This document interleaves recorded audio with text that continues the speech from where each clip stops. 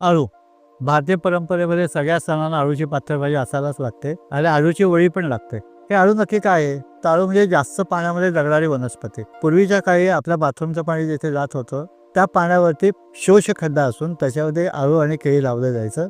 त्या अळूच्या पानांची भाजी कोणी पावलं तर पटकन करायचं. केळीचं पान कापायचं, त्याच्या जेवायला घालायचं आणि ते केळीचं पान गुंडल्यानंतर गाईच्या तोंडात द्यायचं. म्हणजे ही पूर्ण चक्री आता पाणी शोषून घेणं, त्यातनं उत्पादन घेणं, उदरभरण करणं आणि गाईचं पण पोट भरणं.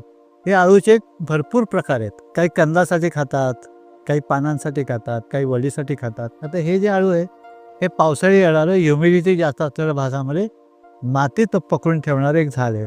त्याची पानांप्रमाणे त्याचं पान जर जाड असेल आणि पिंपळाच्या पानासारखं असेल तर त्याची वडी करतात.